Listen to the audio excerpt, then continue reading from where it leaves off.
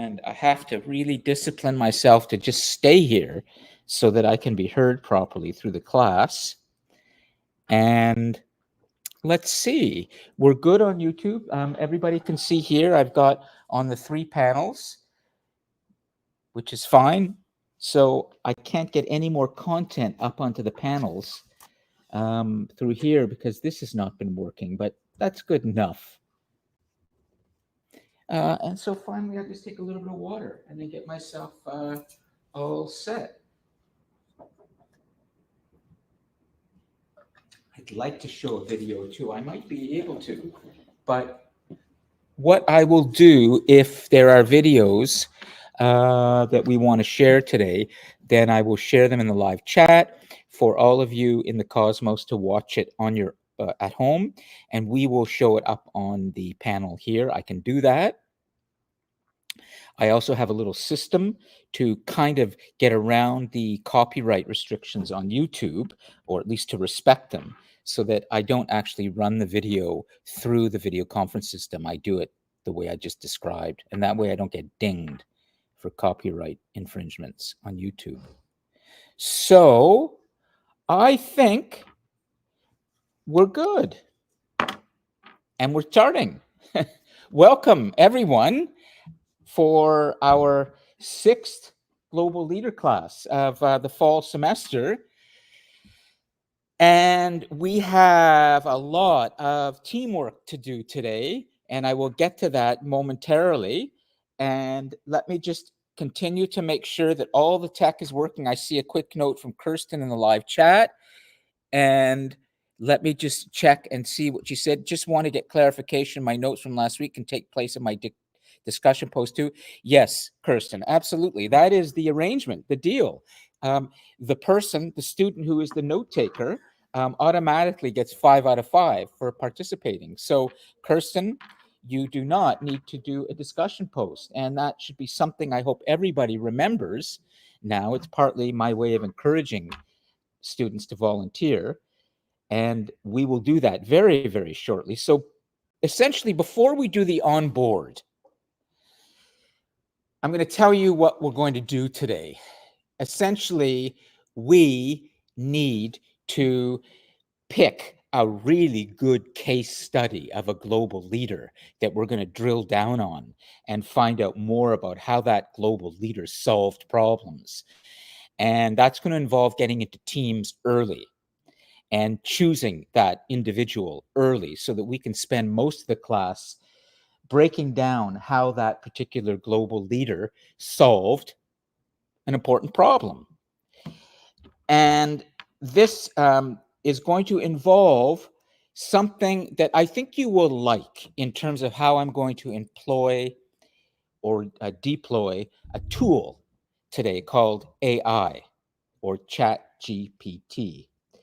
I'm going to try and use it as part of the activity that we do in the teamwork, but really well. And so part of what we're going to do today in terms of picking the global leader that we're then going to really look at closely is do a little bit of prompt engineering or prompting.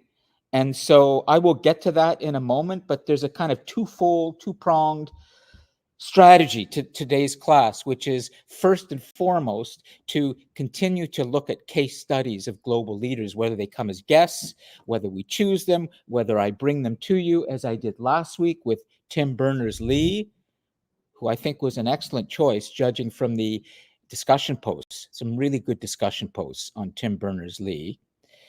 But the other thing too is to figure out, as a kind of emerging leader yourselves, how to use AI well in the research process. And this is something that is really critically important in the classroom right now. As you all know, I don't need to tell you, you've probably heard it from many other teachers, but it never hurts to say it again.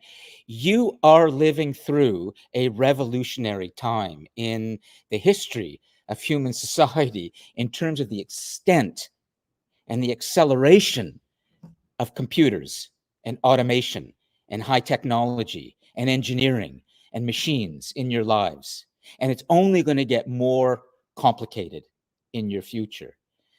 So our job as educators not only is to provide you with the critical content, but as it happens now, we have to make sure that you know how to use your devices properly. This was something I never had to learn when I was growing up in school. And even in the last 10 years or so, it hasn't been as incumbent as it is now. But now, with artificial intelligence and the transition increasingly to a digital world, if you do not know how to use your device responsibly, you will be not only left behind, but you will be less human. I don't think any of you want to be less human. But it turns out that there are a lot of people right now who are inventing things that don't care.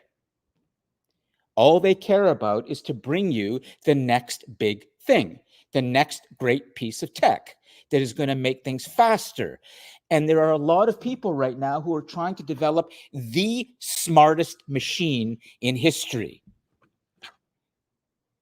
So when you today use your laptop and you use your phone, I hope that you're going to look at it today as an empowering moment, not a dystopian moment. There's a lot of fear, huge amount of fear, profound pessimism and cynicism and mistrust among all of you. I know that because I see the studies. Many of you are pretty hopeless, or at least you don't think the future looks very good.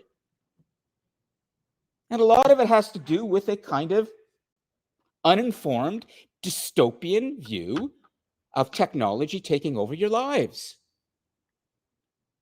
Well, the truth is, it is. But at the same time, humans created these machines. They're a lot smarter than the machines. So we have to learn how to keep being smarter and stay many beats ahead of our machines.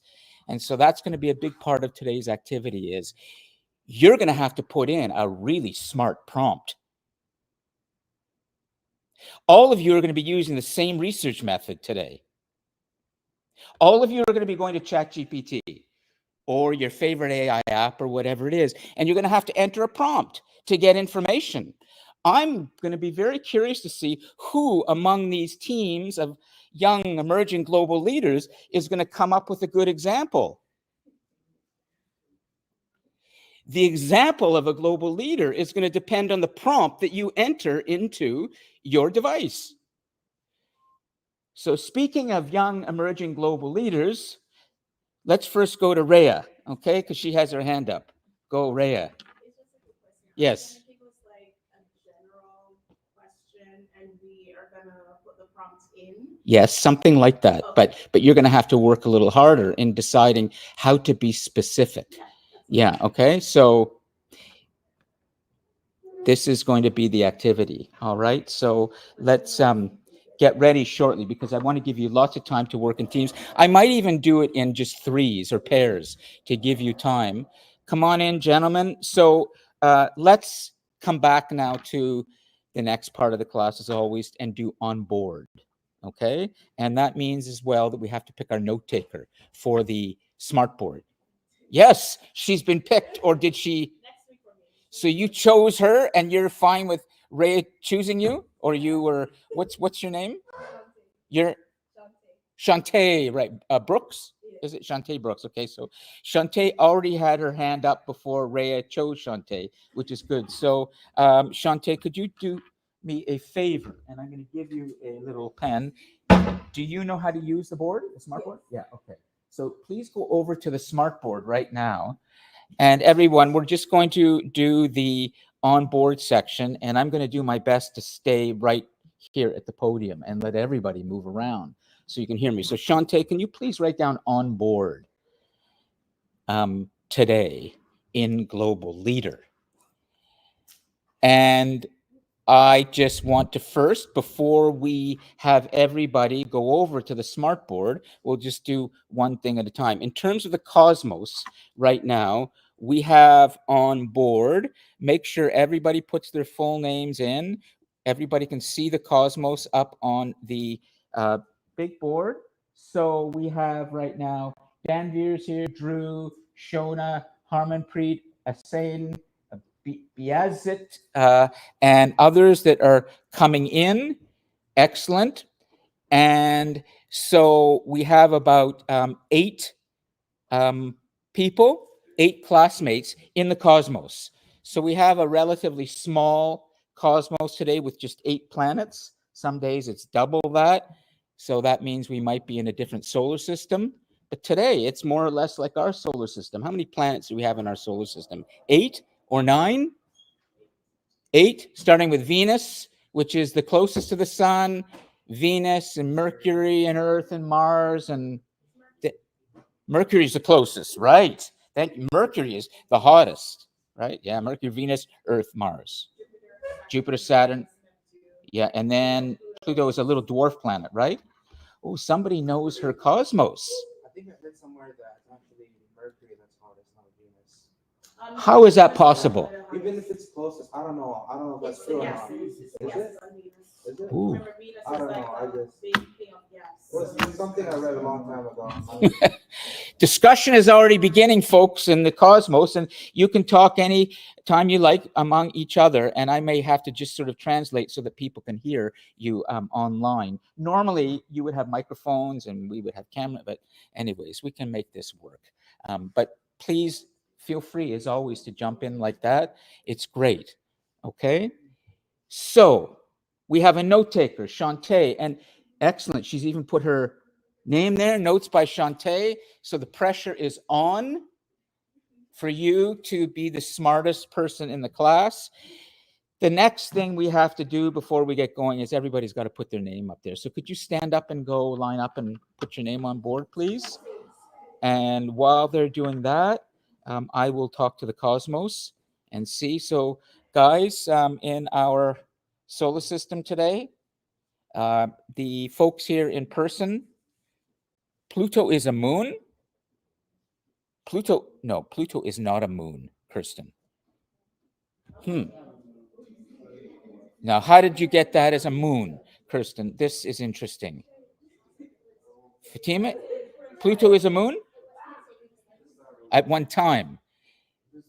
Yes, I believe it was, but today we definitely know it as a dwarf planet. Ooh, Kirsten, I think, okay, this is interesting. We have a comment in the live chat that may be, Kirsten, respectfully, misinformation. I'm not saying, no, disinformation, actually. No, misinformation. Misinformation is incorrect. Disinformation is intentional. That's weaponized information, where you purposely put something out that's wrong. I think this may be misinformation, Kirsten, or just an error, or that you're using an old source. She's saying it's a moon, Pluto. Oh, well, then maybe I'm, Kirsten, could you do us a favor and put the source or jump onto your microphone? No, let's see what source you're using. Are you able to jump on your microphone, Kirsten, and speak? Let's see. If not, we'll stay in the live chat. If you could, Kirsten, just put the source for that. But she's now correcting herself, but she may have been right in the first place. I'm not sure. As far as I know, it's a dwarf planet, and that's the most current. It was originally considered a planet, then it was downgraded to a dwarf planet. Yeah. You're looking at, exactly, look at NASA. You can also look at the Canadian Space Agency, which is not a bad source for all of you who tend to go to the American sources first. Just to add to your sort of sense of where are we going in the world today, I could mess you up even more and say, stop going to US sources. Go to Canadian ones first. Or Jamaican, absolutely, why not? And let's see what they have in Jamaica. They certainly have some amazing culture and Can you hear me? history and beautiful music. And Yes. So who's that online? Is that Kirsten? Can you hear me? Yes, we can actually. Oh, okay. Good. So So yeah, so it was old news. I did look up on NASA that okay. it has been corrected to a dwarf planet. You guys are right. Kirsten, could you do us a favor just for the sake of an exercise here? Could you go to the Canadian Space Agency's website, which is sort of a Canadian NASA, and see if they have available the kind of reference or encyclopedic information that NASA has? Mutader? I already have it Oh, Mutader's got on the Canadian Space Agency. It's on their website. I'm not sure if it's a space agency. Okay, well, who is it? It says ASC-CSA, so I assume that's the That sounds like Canadian Space Agency. Yeah. That sounds good. So what do they say, Mutader? It says dwarf planets in our solar system. Under that, it lists Pluto, Aries, Ceres, Makemake, I think it's pronounced, and then Haumea. Wait a minute. So Pluto listing is dwarf planets. Yeah. Yeah, exactly. Okay. So it's 5. Yeah. Yes, I have the same information. Great. But good knowledge, Rhea, that you were able to rattle off the planets so quickly. Do you know what the Goldilocks zone is? Goldilocks zone? Yeah. No, I just know about the planets. There's another smart student here who's been talking, Zaid. What's the Goldilocks zone? He know. Who are you in our class, or are you just visiting?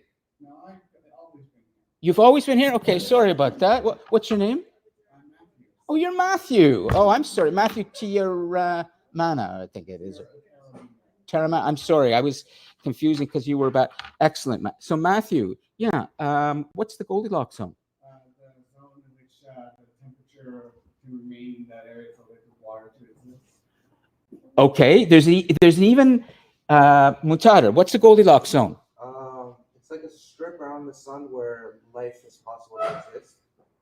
Like a habitable zone, I guess, for life to exist. You're half right. It's not necessarily around the sun, but it's the area. Yes, we might say in the our solar system, in which the sun is either it's not hot and not cold. It's just right, like the three bears and porridge in the children's story. So that it means that any planet that lies within this zone, which is Earth largely, is not too hot and not too cold. The Goldilocks zone, like Goldilocks. And that's actually a very important piece of information if you didn't know, because had we not fallen into this zone through evolution and through the development of our solar system, life never would have begun on this planet as we know it. And there is no other life on any other planet in our solar system, largely because either those planets are too hot or too cold. But we're just right. And that way we were able to start getting this chemical process taking place in water that produced the cells, that produced, eventually the creatures. Matthew? NASA's definition of that Goldilocks zone. Okay, what's NASA's definition? The habitable zone in the area around the star where it's not too hot or too cold for liquid water to exist on the surface of the surrounding planets. There we go. So I kind of said the same thing, didn't I, Matthew? I hope. How about the Canadian Space Agency, CSA? Let's hear what the Canadians have to say instead of the Americans. We love the United States in what the Statue of Liberty represents, let's say. Then when we talk about the United States as it is today, that's a different ball of wax or a different combustible thing that is not good. But we can talk about that too. So Matthew, you can look that up. And excellent. So we have on board there, and you've even made another slide, which is great, John Tay. So I was planning to talk a little bit, but I really want to get you into your teams as soon as possible. So what I'd like to do is just make sure that I at least have set you up the way I would like, and then we're going to get into these teams quickly and begin to pick our leader today. And not only we're going to pick the leader, we've done that before in another class. We have to do two things. We've got to pick And then we've got to actually do a case study of that leader. So you're going to be providing quite a bit of information today through the prompting.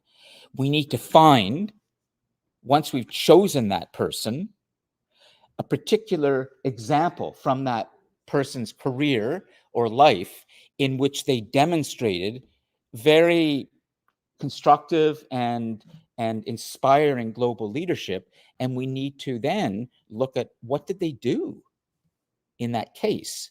So there's quite a bit of research that we have to do together today.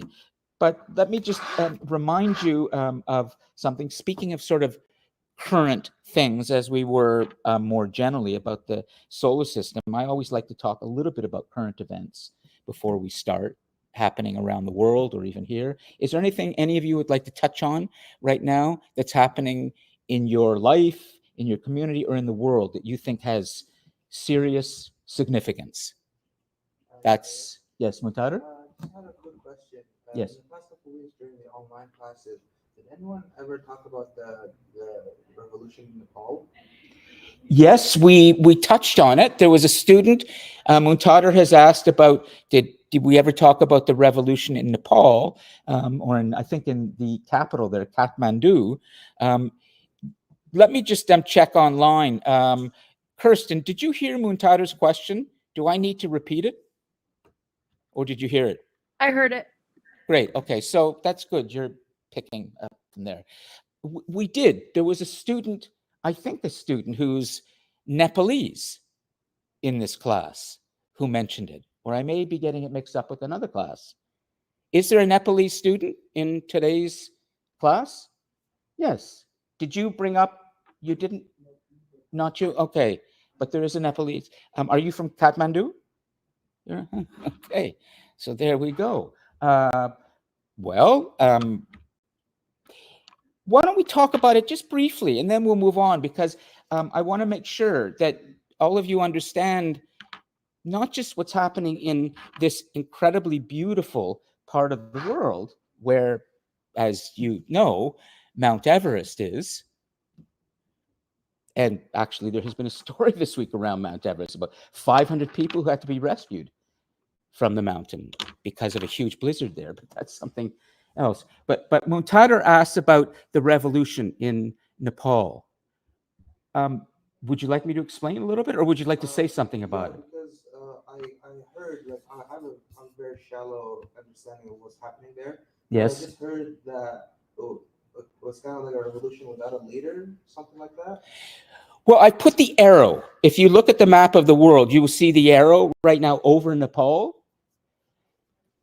My understanding is this, but I don't have my facts together yet. Okay, so this is something just to please think of in terms of just very general idea of what's going on. If you want to know exactly, I suggest you do your own research. First, there were young people who gathered in the streets, as they have been doing in many parts of the world in the last few years. That's an interesting trend, Muntada, that's been happening wherever you go. And they forced the previous prime minister or president to abdicate power or leave the country. I'm not sure if that actually happened. The person left, but that person who was in power had to abdicate, give up power. This had just happened in Bangladesh a year earlier in Dhaka, and one of our guests, I'm hoping, who will come as a guest later this semester, is directly from Bangladesh. He's been a big part of the global class over the years. He's a very smart young leader there, and he can tell you very clearly about having watched the revolution unfold in Bangladesh, which is very close to, take a look. Here's Nepal, okay? And here's Bangladesh up here. It's just right there. Bangladesh and Nepal, okay? Tiny countries, big populations, particularly Bangladesh. We're not talking about Bangladesh, we're talking about Nepal. But what I understand happened that was a little bit different than Bangladesh, which in Bangladesh led to a complete revolution, and a longtime leader there was forced out of power.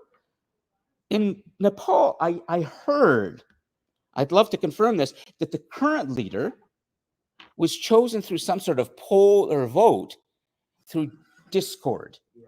I find a hard time believing that in a, any democratic country would use a kind of informal way of choosing their leader. However, if we could confirm that, that would be a very stunning piece of information. It may be, if it's true, it may be the first time that an elected leader in the world has been chosen through an app, a popular app, as if it were just a poll, as if it were just Elon Musk polling his global community. I'm suspicious, I'm skeptical. But there is a little bit of scuttlebutt going around social media that this new leader in Nepal was chosen that way. I would love to confirm that today. And the way we can confirm that is we will do that later when we're into our activity. We have some time when we do some real research. Mutada, just to finish the point about your question, what's taken place in Nepal has taken place in African countries. It just did in Madagascar. Madagascar is this amazing, Madagascar. I always get it. There it is. It's the island just at the southern tip of Africa. Madagascar just had their own little revolution. It's been going on for probably 15, 20 years now. There have been young Gen Zers like yourselves living in other parts of the world who are empowered through their organizational skills, are deeply committed to human rights, do not like the authoritarian old man direction that a lot of countries have been taking with their leaders, as in, the United States, old guy, authoritarian, kind of very light form of Hitler here, do it my way, get rid of everybody else. You have this in Hungary. We see it in Czechoslovakia. We see it in Poland. We see it in China. Of course, we see it in Russia. Vladimir Putin, getting older and older, loves to show off his black belt in karate. Did you know that? He has a black belt. He loves to be shown bare-chested on horses and running around. So there are a lot of younger people like yourself in Nepal, in Bangladesh, in Madagascar, and many other parts of the world who are saying, we want something better than this. Probably you can relate to that, I suspect. Okay. One other thing I want to mention about a current event that's really important for all of you to know today, then we're going to get going, is this is the Nobel Prize winning week. Nobel Prizes are being given out this week. This is the week where winners in science and chemistry and all the kind of STEM areas, science, technology, engineering, economics, literature, where the most accomplished and important, among the most thinkers in the world, are given the great Nobel Prize for their work. And I'd like to tell you who just won the prize in physics just 2 days ago. This is cool stuff. I highly recommend that if you really want to know where things are going in the world from a science and technology perspective, go to the Nobel Prize Swedish Academy website this week. Keep track of the winners and watch the winners when they give their little lectures afterwards. After they win their award, they often will give a little lecture, and you will learn so much about where we're going in science and tech. Do you know what won for physics? Do any of you know about the quantum revolution that's coming? Quantum computation? What's that? There were 3, I believe, in physics. There were 3. I think they were all from Berkeley in California. John Clark is one. Do you know of John Clark? Somewhat. Not enough to talk about. Okay. These are very brilliant people who are doing scientific research and discovering things about the natural world that are very important to your future. And if you want to be somebody who is really plugged in to where the global world is going, I highly, highly recommend that you check the leaders who have been winning these awards, particularly in fields like physics and chemistry and medicine. So listen to the winners in physics, what they have won for. Let's put this on the board, okay? It's called quantum tunneling. Now, quantum tunneling. Quantum, Quantum, tunneling, another word, Tunneling. Does anybody want to speak to what quantum is? Because you're going to be hearing a lot about this in the next 30 or 40 years. Quantum physics, quantum mechanics, the idea of what is quantum physics, for example. Zaid said things happening at the particle level. Well, listen to this. If I can explain this in the most vivid way, and then I can explain a bit of the science behind this. This is fascinating.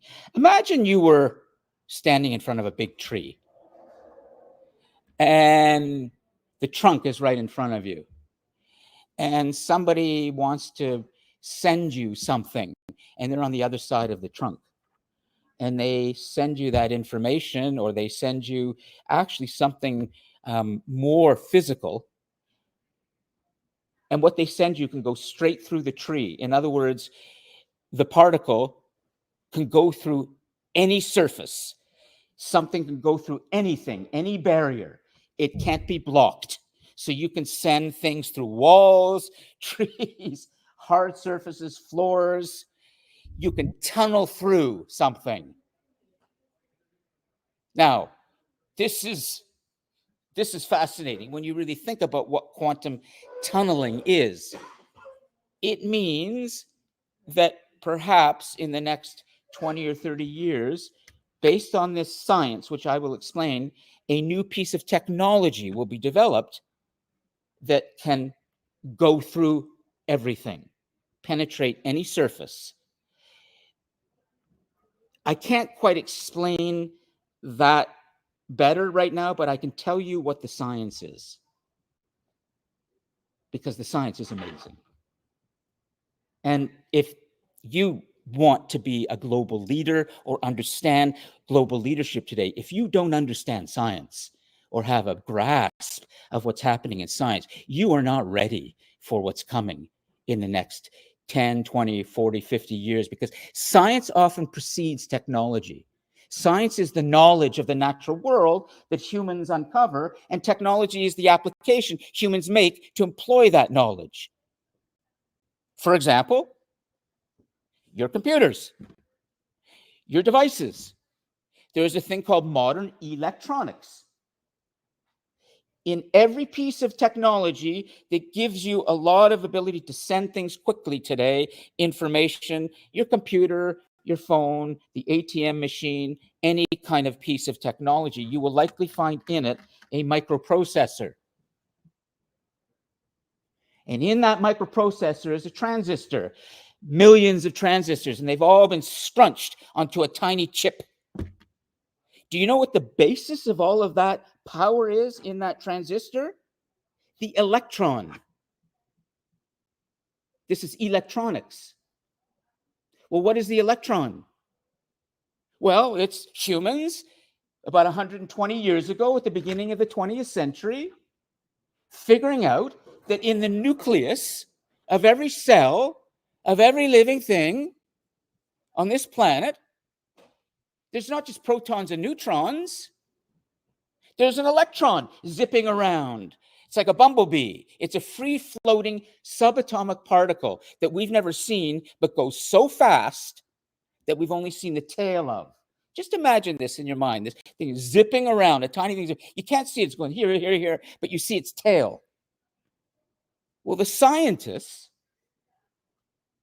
the humans, using a very powerful microscope in around 1900, time when Albert Einstein was making all his discoveries, there were others too winning Nobel Prizes. And the scientists here who won the Nobel Prize for this discovery of the electron gave us the beginning of a revolution in science that even Albert Einstein had trouble understanding. It's called the science of the tiny, tiny, microscopic, infinitesimal things in our natural world. And it turns out that the subatomic particles, electrons, protons, and neutrons, not the big stuff that Albert Einstein was interested in, gravity or Newton and how stars function and how light flows and moves, but these tiny, tiny things actually are more important to us now in this world than the big stuff. And so a science developed over the 20th century called quantum mechanics. Quanta are these tiny little things.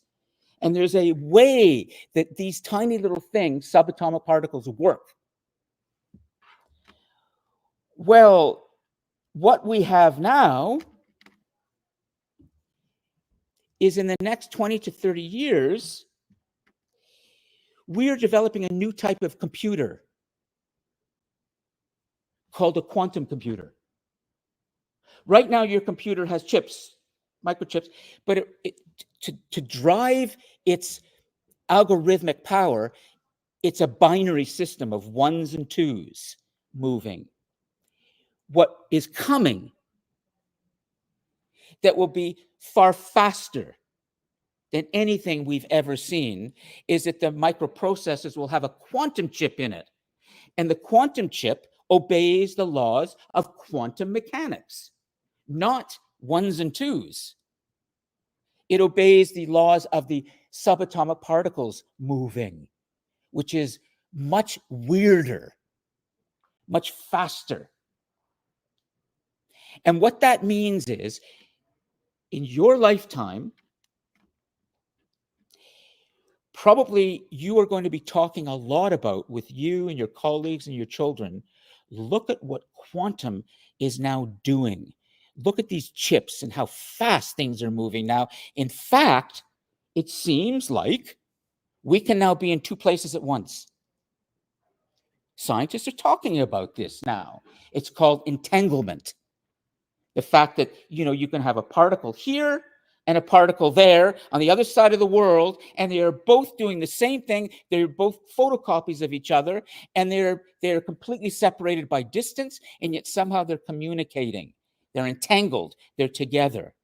All of this is because of quantum mechanics. We're learning more and more about the science of the tiny things. And that's exactly what has happened in Sweden this week with the Nobel Prize for Physics. Is we are learning that there's this thing called quantum tunneling, that these little particles seem to be able to move through things faster and penetrate any kind of surface. If I say anything more, I'm above my pay grade, and I'm not a scientist. I'm just a teacher and a storyteller. Does that make sense, or do you feel like you are like completely discombobulated? Taking what you said, though, how you could be in two places at once. Yes. You could probably explain that if there's a maze, you can solve the maze in more ways than once at once. If that makes sense, like Yeah. if there's a maze, like you could take if there's 5 routes you can take all 5 at once and find which one is right.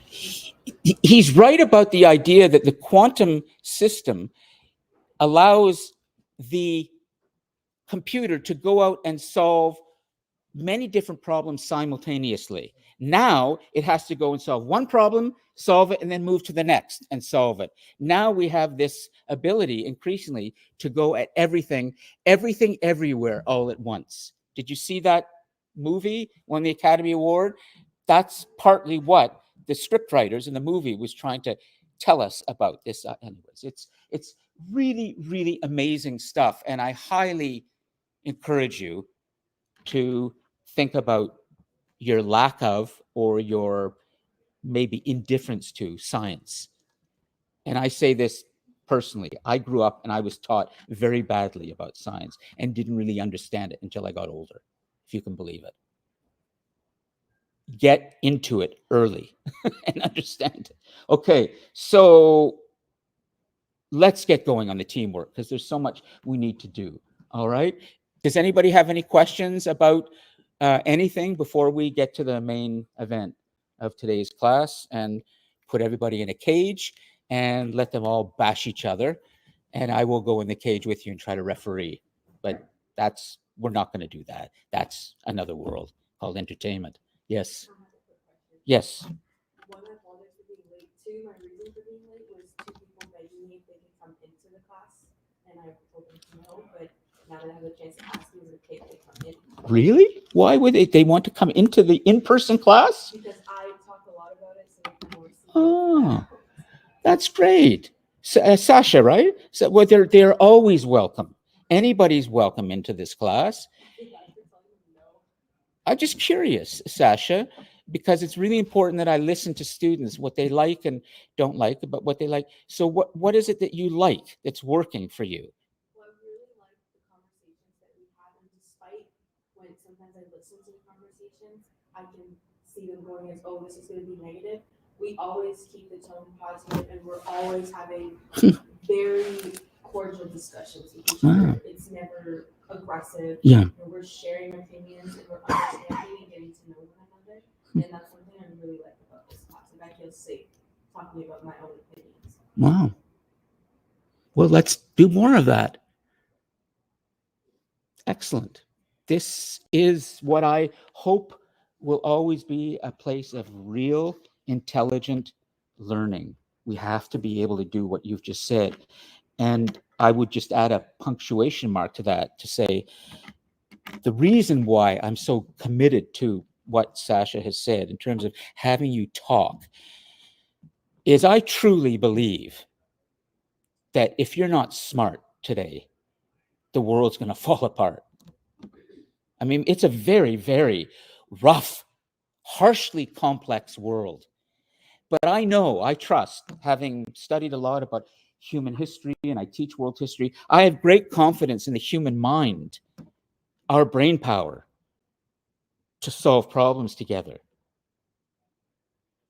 The question is, do you care? Do you want to be smarter? Or are you here just to get a certificate, a degree, a diploma, and get the hell out of here? But if you're really here to learn, then I'm going to make sure that every class you're going to have opportunity to learn at the highest level so that you're ready for a world that is very, very turbulent and weird. So you have to be smarter than ever now. And that means exactly what Sasha said. Let's talk and I will guide you. So let's do that right now. Let's go with the teams, okay? And I will guide you with this activity. So we have, hold on, 1, 2, 3, 4, 5, 6, 7, 8, 9, 10, 11, 12, 13, 14, 15, 16, 17, 18, 19. And so Ray, okay, I think I'm going to do 4 groups of 4. Okay, so let's see. It will be easier if I just do A, B, C, D, but you want to choose? Well, this is interesting. I want you to be not so comfortable. Oh, you haven't? Okay, good. Because here's another lesson about the world today. If you are not comfortable with the uncomfortable, you're going to be depressed, you're going to be stressed, and you're going to wonder what's wrong with the world. So you have to learn how to be uncomfortable with others who are challenging you. Okay, so, okay, great. So Rhea, and so I will do this. A, B, C, and D. So Beirut's A, B, C, and D. Okay, so you're not a group yet. We will make A, B, C, and D. Okay, you will be A, B, C, and D. You will be A too. So it's all A's going to go together, all B's are going to go. That's how you get together. And you'll show them some Brazilian Jiu-Jitsu. We're one person. That would be cool. I see that being practiced in my gym. A, B, C, D. Yeah. A, B, C, D, A, and B, and I will figure out how the others are going to work. So put all the A's, all the B's, find your spot in the room to work together because you're going to be working a lot together, okay? A's, B's, C's, and D's all together. A's together, B's, C's, and I will give the directions to all of you in the cosmos momentarily. What's that? Absolutely, absolutely. This is the global classroom, Sasha. So A's, form your group, all A's. Are you, I think you're a D, Beirut. So Beirut, you're a D. So try and sit away like in your own little area so you have time to really engage with your group, okay? So D's, where are D's? Let me help you, okay? This looks like A's. That's a lot of A's. Okay, I'll even it out. Where are B's? You're D. Beirut is a D. Who else is a D? We'll fill out this group. D's, please go over here. Okay? How about C? B. Who are the B's? B's? Okay, so B's, could you go back there and form your group? Okay, you can just sit at your tables and move them around. So that's B, that's D, and that's C. Good. So I am going to say for now that Fatima and just what's your name? Alex and Hiras. That's 4 there. That's good. You stay like that, okay? That's 5. Matthew, you're good. 3 over here. I'm gonna pull an A. That's a 4. Yeah. Who's got 4? Oh, she's not. Okay, so 4 here, 4 there, 4 there, and I'm seeing 6 here. I'm gonna pull. And it was a female here, so I'm gonna pull another male out of here to balance. Gentlemen, there. Yeah, please go over here. Balance out that one. Okay. Okay. All right. So let's get our. Now, I'm going to give you your marching orders so you know what to look for and how to write the prompt. But I'm not going to be directing you too much on the prompt. Okay. So we have our teams. Great. You can go on your team too, okay? And we'll come back to the notes later, okay? Make sure. And all of you online, please listen because you're going to be doing this on your own. So what I'm directing all of them to do right now, here, you're going to be doing by yourselves. So each of you has to pick in the next 15 minutes, or maybe less, a global leader. But it's not quite the same as what we did earlier in the semester. I'm going to be a little bit more detailed, less broad in terms of the directions. It so happens that we live in a world driven by capitalism. That's the dominant ideology in the world today, wherever you go. It's about people trying to make a lot of money in the simplest terms. And it's wherever you go, it's the ideology. Even in the so-called communist countries like China and Russia, if you look at how they've changed, they too are driven by capitalism too. Everybody is trying to get ahead in some way or another, for better or for worse. The corporate world, the business world, is very important for you to understand. So far, the global leaders we've been talking about have not really come from that world. And Tim Berners-Lee was definitely, in a way, anti-corporate. He was all about not making money. I would like you to enter into the prompt. You decide exactly the language I want you to find a leader in the corporate world, in any business, any corporation, any person who has made quite a lot of money, but who also demonstrates very effective global leadership in how we've been looking at it so far this semester. This is a person who has to be somebody working in a intercultural context, a leader who is sitting at the top of a company. Got to stay here so I can be heard. It could be any country, but this person has to be running a company. It could be a big corporation. And of course, that company is driven essentially by profit, because that is what drives companies and what drives capitalists. It's okay. You can still be good and make a lot of money. That may surprise you after last week's class and Tim Berners-Lee, but no, it's possible. Well, I'd like to know who. You have to find that person, or it could be a team, but essentially it's an individual, a man or a woman, young person or old, Canadian, American, Jamaican, Kuwaiti, Iranian, Chinese, Japanese, wherever they may be, Turkish. You got to find that person. And then once you've found that person, then we got to find a story, a case study about that person that really demonstrates great leadership. So you can be doing both now in your prompting together. You're looking for that person and you're looking for a situation or an example or something that they did that really demonstrates global leadership. And then we're going to look at that. Okay, does that make sense? Understood? Matthew?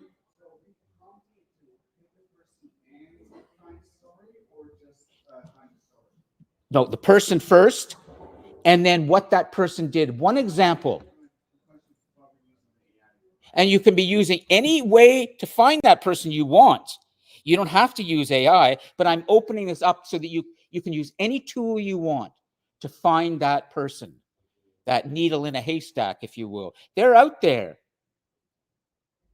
And the truth is, in spite of last week's class, in which everybody rightly was praising Tim Berners-Lee for that amazing decision he made, and he did make an amazing decision, I suspect that many of you would like to make more money. Come on. And there are quite a few who would like to make a lot of money. That's okay. Question is, when you make that and you're making it, do you know how to lead in a way that follows some of the things that we've been talking about? Or are you just going to become like Elon Musk, which is just make it all? And all he cares about is being the richest guy in the world. That's it. And telling you about it. So let's find that individual, however you like. I suggest that you just enter a really good prompt into AI, something very specific. I would like a pizza, AI. I want mushrooms. I want tomatoes. I want thin slice. I want thin crust, not thick. I want 6.5 pieces because I'm going to eat it myself right now at home. And that pizza has to be delivered to me in the next 23 minutes. Do you understand my metaphor analogy here? Be specific on what you're looking for, and you will get what you want, right? Okay, go for it. Thank you. Okay, so everybody in the cosmos. So is it ASIN, or can you? There we go. Kirsten's on it. We go to the nurses. If you want to know who is on things, go to the nurses, right, Kirsten? No, the paramedics and the firefighters. I think we have some paramedics in this class, but anyways. So as Kirsten said, you're going to put a prompt into ChatGPT asking for a global leader running a company who demonstrates. Now here's where we get specific, Kirsten. You've got to put more information into that chat prompt. That individual has to demonstrate the qualities of global leadership that we've been exploring so far. So Kirsten, what kinds of qualities would you put in to the chat prompt? Remember, we're asking for a very specific pizza right now. We want a lot of things on it. Impact. Yep. Okay. Everybody look at Kirsten's notes, okay, as she's putting in the live chat. Yep. Vision, impact. What else? Perseverance. Yep. Keep going. There was one that begins with E, Kirsten, that has come up a lot. And it's in the discussion post too. Begins with E. No, that's no, not. We could say complexity. No, empathy. Empathy. Okay, EMPATHY. Okay, empathy is really important. Ooh, Asian. Can you tell me how to pronounce your name? How do you pronounce it? You can put it in the live chat. Tell me. Okay, great.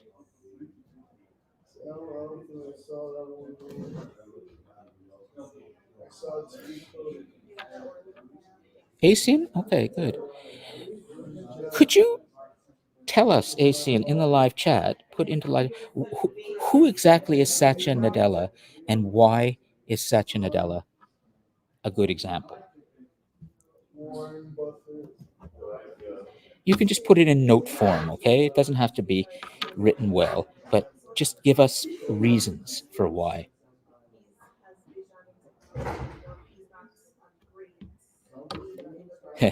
Rupert Murdoch. Do you know who Rupert Murdoch is, Shona? Is that what you got? Very interesting. Learn more about who Rupert Murdoch is. And that is really interesting that ChatGPT gave you that. Rupert Murdoch is the founder of Fox News and is perhaps the ideological inspiration to a large extent for Donald Trump. I wonder if your app was directing you to Fox News somehow and that you're getting misinformation. But anyways, okay, good. We have the group going here. So just keep putting your ideas for who you think we should focus on. And it has to be from the corporate world. And so Rupert Murdoch definitely is from the corporate world, no question. But I'm not sure he would adhere to the qualities that we talk about in terms of empathy, for example, or even working within a multicultural, intercultural context. Rupert Murdoch has supported through his newspapers and his other platforms anti-immigration policies. He's been very clear about that. Put the immigrants somewhere else. Keep United States white. You know, he's been clear about that, and his family has, his sons and others. So he definitely would not be a choice I would make, just because a good global leader has to be intercultural, has to work with people from different cultures. Rupert Murdoch definitely doesn't. But he's very wealthy, very impactful. Okay, good. So he's a good. What's his company's? What is it called? Satya Nadella's company called?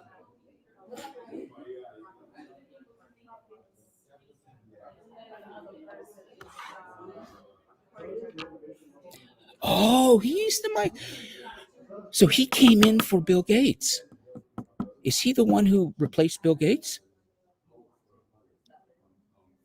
Remember, Bill Gates was the founder of Microsoft, right? And then there's Steve Ballmer,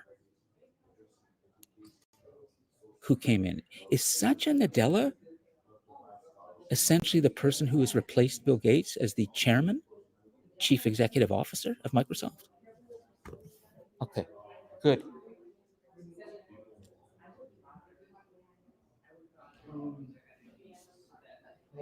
This guy's name is Shubham. Good, everybody. I'm seeing good information. Live Satya Nadella, Leo of Microsoft, took over February 20. He shifted the internal growth mindset, encouraging competition, reject the company to use cross. Oh, so he's, yeah, of course he would be pushing quantum computing. Good, Kirsten. Good information. Danvir. That's interesting. Now, Danvir, I'm going to ask you a tough question. Are you ready for me to ask you a hard question, Danvir? I'm definitely on top of the live chat now, so I'm helping all of you. Danvir? Okay. Danvir, are you from India? Are you from, I think so, right? You're probably Sikh. Singh is a common name. Is Indra Nooyi from India too? And is it possible, and I may be wrong, Danvir, that you are not being open-minded enough, that you're falling back on things you know, your own culture, and you're not really doing some research here and seeing what's out there? Is that fair, Danvir, or am I being unfair? Oh, look at this. Drew has come up with a woman. So there you go. Danvir, look at this. You have a male student who's suggesting a female leader. That to me is an open mind. Drew Patterson, Lena Nair, see, well, Chanel's privately held company doesn't publish about it's that Unilever. Her final role was as the chief. Drew, keep drilling down on Lena Nair and why we would consider her somebody as a global leader. And specifically, if you can find one example that Lena Nair has achieved, something she's done that has a story in it that can tell us a lot about global leadership. That is powerful, Kirsten. Good stuff. Great, we're getting good things going in the live chat. It's really good. It's better than As long as you like on the phone, just make sure that you come up with things you can talk to amongst each other. That's good. There's also the CEO of NVIDIA. He's an immigrant. And then started his company. Very good example. Yeah. Yeah. Chinese American. Now he's in the States. Yep. But there's an issue there we can talk about. There's an issue. NVIDIA. Yeah. Great. So we've got everybody here working. The groups I have, just for those of you in the Cosmos, right now we have 4 teams going. 1, 2, 3, 4 here. Each team has about 4 or 5 in it. We have the live chat going. Now, I'm concerned as I look at what's happening in the live chat that we have our familiar suspects here, our default, Kirsten and Drew. Look at Danvir, you're there. But Danvir, you didn't answer my question.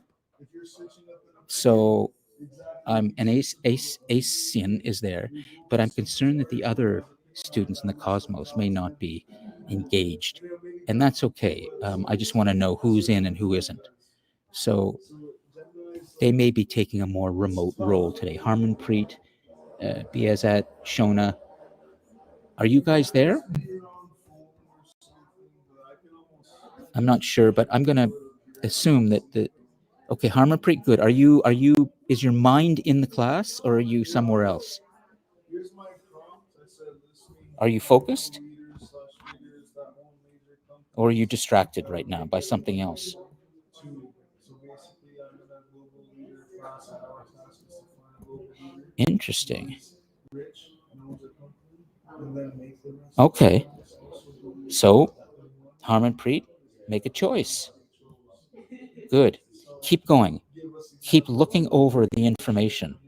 But if you've entered a prompt that's specific, you should be able to get an example fairly quickly. I think your prompt may have been too broad, too general, and that's why you're getting such broad information. Can I see what you entered as a prompt, Harmanpreet? Could you cut and paste that into the live chat? Think of it as visible AI. I want to see your AI. I want to see what you're doing. So what was your prompt? Is that global leader running a company, driving it, changing the world, leading the world into a better future, but also caring? Okay, was that your prompt, Harmanpreet, that you put in? Good. Okay. Here's what I'd like you to do now. Let the AI help you make a selection. Say to the AI, I have too much information. Just give me one outstanding example and tell me what that is, okay? Let's see if the AI is smart, is on top of things. You have to tell it what you want. So go ahead, Harmanpreet, enter that into prompt and see what it says. You've given me too much information. I want this. Okay, and then tell it exactly what I want. One example. I want that example to be relevant to the world right now. And I want that example to tell a really good story of what this leader has done that has improved the lives of people around the world. So you're giving it more. It's called prompt engineering. I'll just put it in here. Prompt engineering. I want to see prompt engineering. That's entering requests into AI that are specific and detailed so that the AI gives you better information. Okay?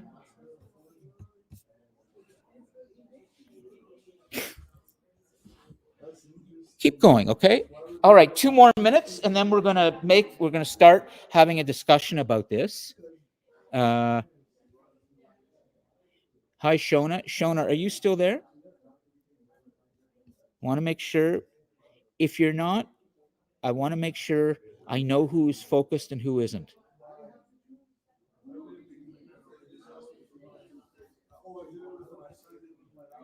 Okay.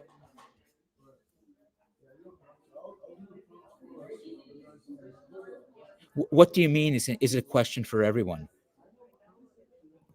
Are you able to jump on your microphone, Asen, so we can do this faster?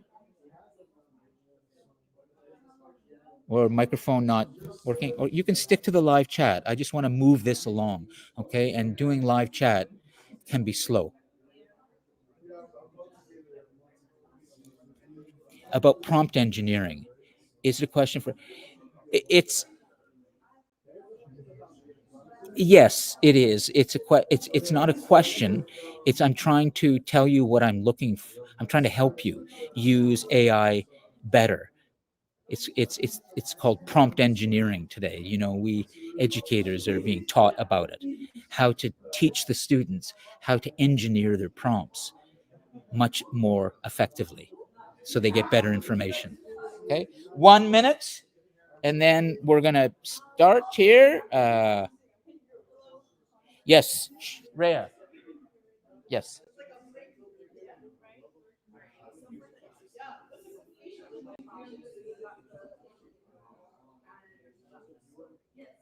Is it that we're trying to find like the AI versus the AI versus the same thing, or is it that you want to see the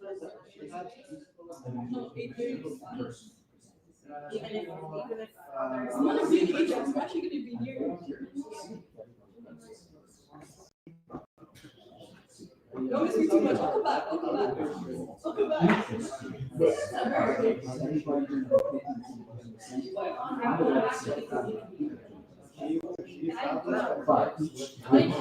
If that's the case, you should choose like that. Oh, no, it won't work for this stuff.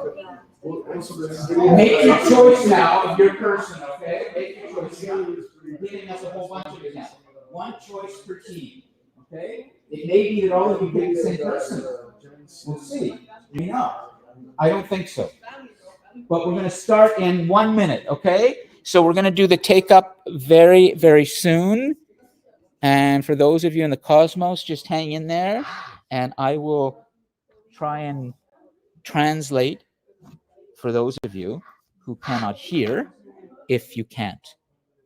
But I think what we'll do is we'll bring a team member. One team member should be prepared to come up to the podium and present.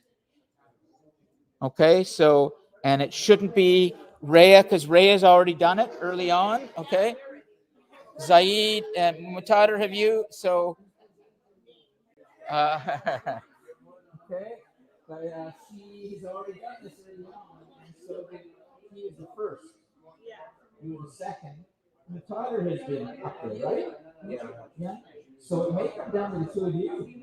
Now, if you don't feel me, but my job is to help you handle some steps. And be up here on your toes. Okay. Or you can even just search up on your chat GPT. Okay, so we're gonna start. Okay, we're gonna start this. All right, everybody. Let me just check and see what's happening on YouTube, so we didn't crash there. I think we're okay. Good. Okay, so we're getting our recording. We are going to take this up. May I have your attention, please? And I would like to get Shantae back on the board for our notes. Okay, and you can just continue writing this down on the same screen. Okay, Shantae? So we're going to start with the take-up, and one person from each team is going to come up and present their choice.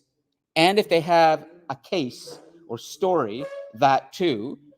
And probably what we will do today is we will simply have our list today, and we will talk about them. And then next class, next week, which will be the final class before our midterm break, and then you're off for a week. Next week we will do the drill down. We will choose that one person and start, and then really look closely and in detail at what that person did for next week. Now, I want to remind you as well that your first assignment is due next Tuesday. Okay, and in that assignment, you're going to be choosing 3 traits that you think are three characteristics or skills or 3 qualities of a global leader that you think are really important. Some students have already submitted their first assignments, and I will tell you that I'm really happy with what I'm seeing. I will tell you what my doubt was when I saw this early submission. My first instinct when I saw early submissions coming in was all of these students are cheating. Just think of this. It's not true. Think of what it's like as an educator now. If a student hands in something very fast, I immediately think they went to the pizza shop. Well, no, it's I have to manage, I have to control that. It's a stereotype, but because I've learned from previous semesters that when students hand in things fast, often they never wrote it in the first place. They just had the machine do it for them. What if they had to do something like late, like right close to the deadline? Who's to say they didn't do the same thing? Maybe. You can understand something of my struggle now as an educator, but I have a way of controlling this, okay? But I have to be aware of this. I do not have a machine, I do not have an app or any piece of technology that can tell me if this student is using AI. They're not good enough. Turnitin can't detect it.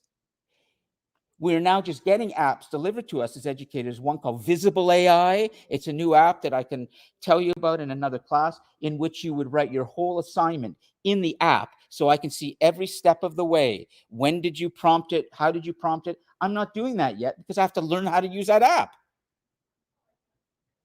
And who knows, by the time I learn it, that app may be out of date. So I'm left with my instinct.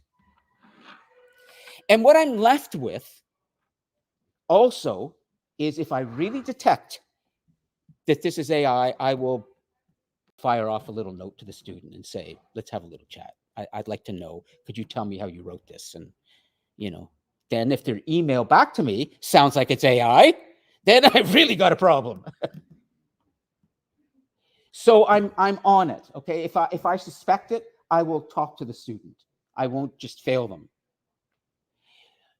I noticed in the assignments that came in earlier that they were pretty well written. They were detailed. They were referencing stuff in the class. And I thought, geez, I think these students are a bit different. I think they're super motivated and they're liking this class. And they're actually coming and doing their assignment early because it matters to them. They're thinking about Global Leader before all of their other courses.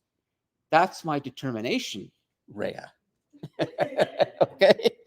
And I also know, because I can connect that student to what they've done in the class, like her. And then I can go, this student is not cheating. This student is definitely not cheating. What?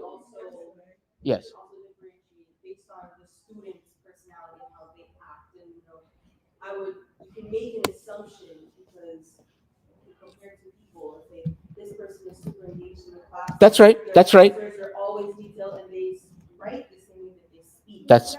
Well, no, they don't have to write the way they speak. They just have to write really well and reference what we've covered in the class, so that they're actually, because students who use AI, the information tends to be very broad, general stuff coming from what the AI is regurgitated to them. You should be able to hear the student's voice as you're reading their paper. I should. How about But if the student is just so good at ChatGPT and they know how to play the game? You can tell though, because I've actually done it before. I've taken my work that I wrote, put it into ChatGPT and said, rewrite this, but make it more detailed. And it sounded horrible. I can't tell, because when with ChatGPT, the first thing I did when it made it, we look at how we memorize things now. I fed it a bunch of my writing pieces. I'm like, write as me, and it does. So how is he supposed to tell? If I was in his shoes, I would think everyone is cheating. So if I suspect it, I make sure I talk to the student. Okay, that's critical. But I hope that in today's activity, you felt that I was encouraging you to use AI, but in the right way. In my darker moments, Zaid, at 2 a.m, when I have, I've had 220 students, and if you're my wife and you hear me, shout out like, I can't stand this anymore, you might think that I have a very dystopian view, a dark view, which is that everybody's cheating. I don't believe that.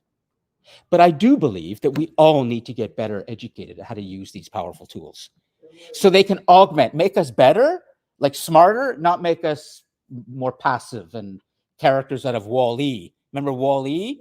Wonderful movie, big blob sitting in front of computers. Yes.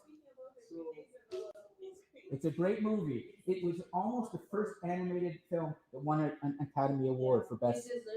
It's outstanding. Absolutely. Isn't it great? Yeah. Let me stop you for a sec so I can make sure we can get going. However, this kind of conversational depth is critical, that we can continue this, but I want to do it around our choices. So first, Shantae is on the notes. So somebody from that team over there has to come up now and speak. Who is it going to be? It's not Shantae. Sir, we're gonna go first. You're going to go second. Sorry. I'm sorry. I hate to be. Matthew, you want to come up? Excellent. Okay. So Matthew's going to come up from the first team. Then we're going to go here to the next team, and we're going to go around. And Matthew, just stand right here so the microphone and everybody can see you online. There you are on YouTube, and you'll see yourself in 2 or 3 seconds. I have to move out of the way. There goes Matthew. Okay. So Matthew, tell the world, Mr. Global Leader, who you chose, and if you have an example of what they've done, even better. Go ahead. Our group decided on Jeff Stahl, which honestly was a person I didn't know about until this class, so I had to quickly study what he has done. Apparently, he was the first founder of eBay, for one of the first president of eBay. Yes. And after he left eBay, he did a lot of philanthropy, including investing in a variety of charitable campaigns. One is that he invested a lot of money in movies and entertainment that he felt would be impactful, even when they weren't, in his opinion, likely to be profitable, because he was weighing the benefits of the movie's effect on society, not just what it would make to the box office. Yeah. So as a result, he was willing to invest money in very risky movie ventures if he felt that the message was good. Apparently, he did invest several $1 billion in various different campaigns. He apparently was also part of Amazon's movement to reduce their environmental impact with them. He did. He had his own organization called the Skull Foundation that he apparently invested a lot of money in doing charitable acts around the world. Mostly, it seems like he was invested in delivering messages and is changing things and raising money. But he also apparently was very invested in entrepreneurship and helping small entrepreneurs build businesses and grow. That's a bit of a summary of what I was able to find in the last minutes. Really good. And Matthew, good details. Really good details. Do you have one particular example of something he did that we could, if he is chosen next week, that we could then look into? Is what did he do?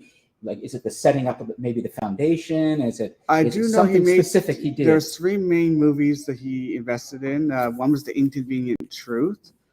Apparently, he was a founder of that, one of the investors in that. There were 2 other movies I forget, but they're in my notes. Okay, that's good. So possibly we could look at his role in a film, an important film that was done on climate change. Okay, way to go, Matthew. So let's continue. Okay, we're going to go over here now. Jeffrey Skull, president of eBay. And is there any information, Shantae, just to process it through your brain right now, put you on the spot, that is important to get down about him? The numerous things that he was involved in and how he helped persons to expand their businesses and stuff. So he's philanthropic. Yeah. Philanthropic. Do you want me to spell it? You're good? You give it a go. Okay, philanthropic. He is collaborative.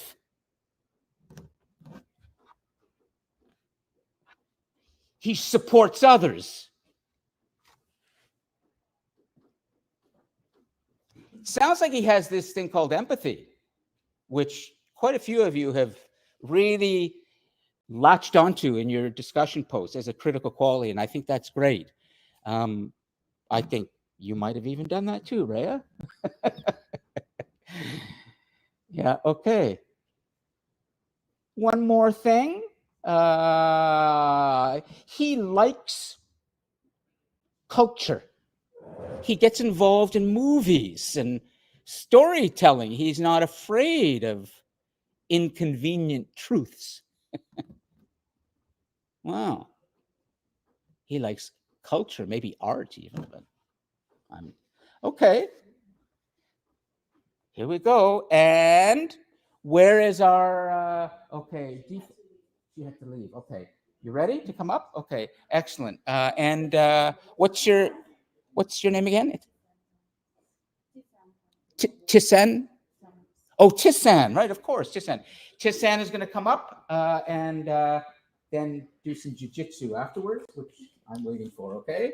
Go for it. Okay, so our group came up with Satya Nadella. So he is the CEO of one of the world's biggest technological companies, which is Microsoft. So he was born in India and he became the CEO in 2014. Now, when Satya took over Microsoft, it was struggling, it was outdated, it was slow, it was divided internally. And one of the things with leadership, we need to work together. So upon arriving into the company, employees were kind of against. So they were one, but they were divided. So he came in and he was like, let's work together, not against each other. So he started to build the internal culture of and a growth mindset of the company.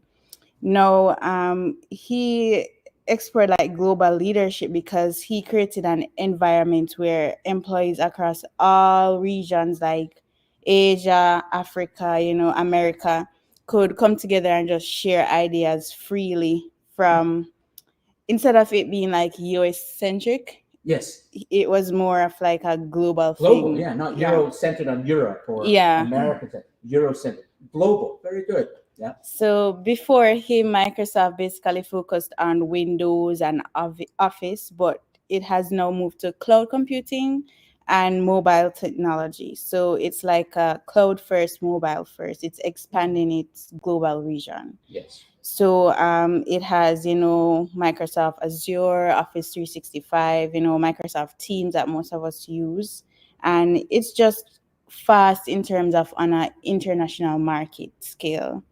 And we often discuss this week after week, another characteristic of a global leader is empathy. And he would say that empathy, a quote from him is empathy makes you a better innovator. Okay, I'm going to stop you for a second, just torque up some pressure here on you, okay? Can you do me a favor and put the phone down? Okay, good. No, this is when it gets a little more difficult, okay? You've just been summoned from the dugout, okay? And the Blue Jays are down 3, and the pitching has been terrible.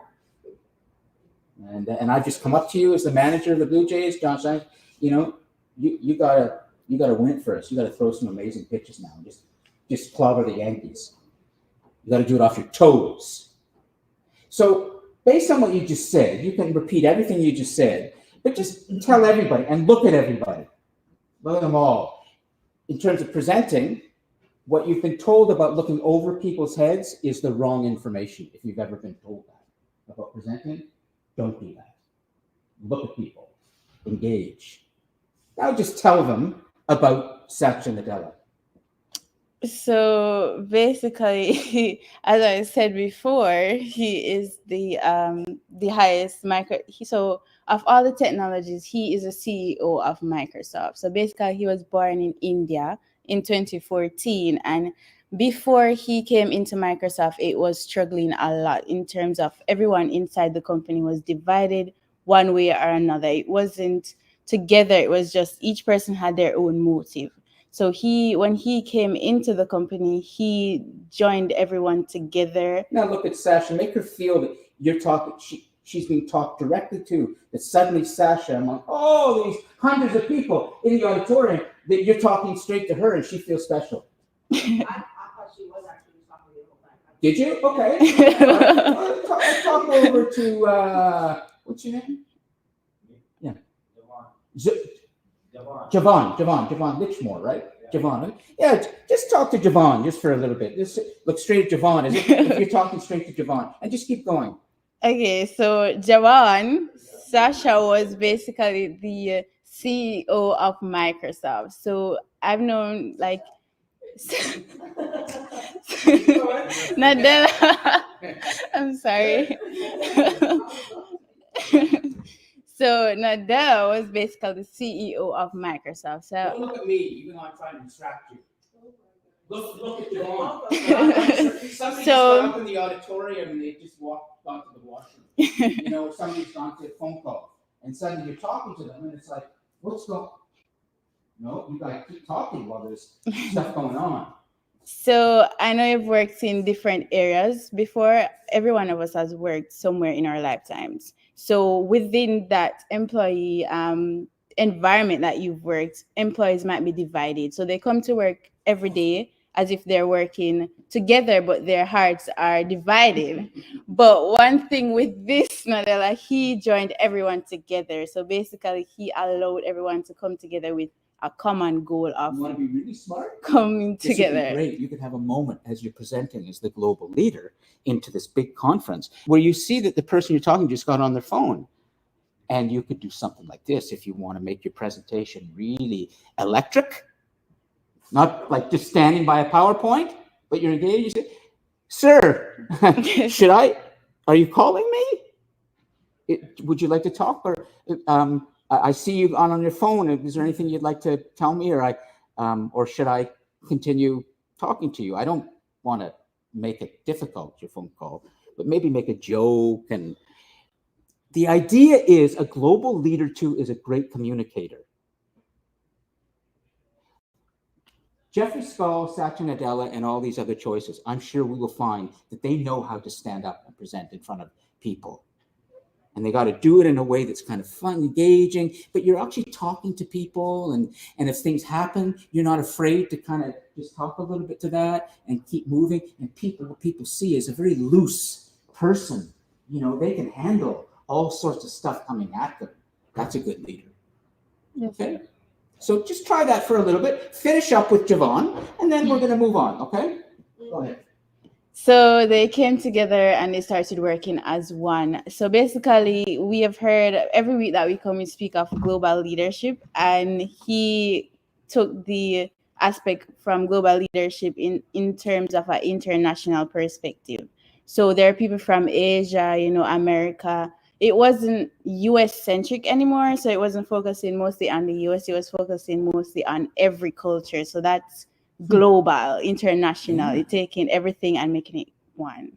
So yeah, he did Microsoft Azure, he did Microsoft Teams that most of us use today, and just many of the Microsoft tools that we probably didn't give a second thought on who is the face behind it. Yes. He is the one that came up with all those brilliant ideas. Let's give her a real.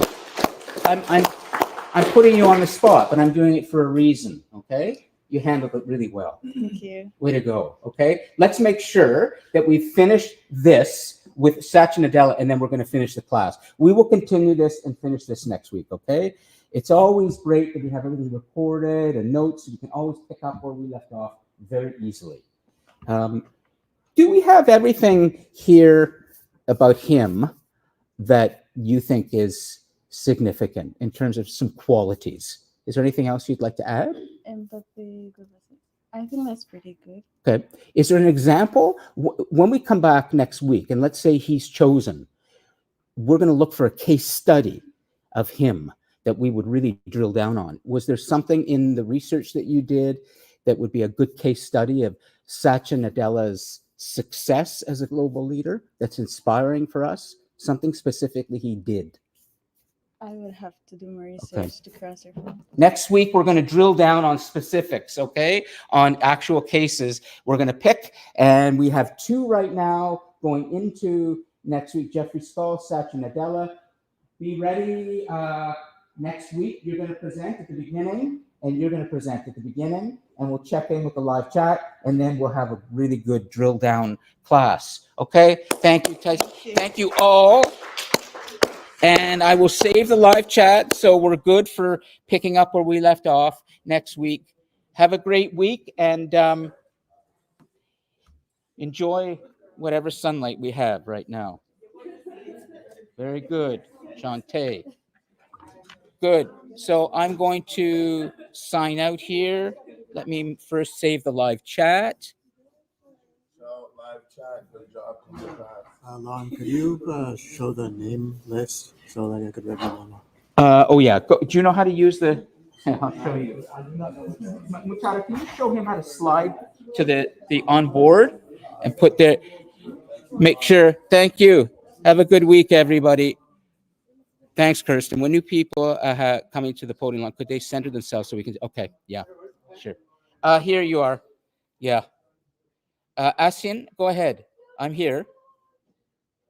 What's your question? Put in the live chat. Yes. Are you able to get on your microphone? What topic should be? Well, I'm going to be, can I be blunt, Ashton? Are you ready for me to tell you something a little bit harsh? But it's not harsh. You should know this. You shouldn't be asking a question like that at this point. Now, the reason I say is because that's a very, very routine thing we do every week. The students know that they can write a question on the class, anything that was in the class. Okay, so I'm concerned you may not know. Are you aware of how you can get 5 out of 5? Do you know how you can get 5 out of 5 today? If not, make sure you, exactly. You're asking a question this late in the semester that you should know. Okay, so I need to tell you that. Go and read the instructions on discussion board number 5 after the class is over, and it will give you the information, okay? But if you want to talk to me about anything more, just shoot me an email, okay? And we can talk privately. But this is stuff you should know at this point, okay? All right. Anything else? I'm going to sign out here. See you all next week. Let me get the live chat. I don't forget. That's there. I can end the live stream. That's good.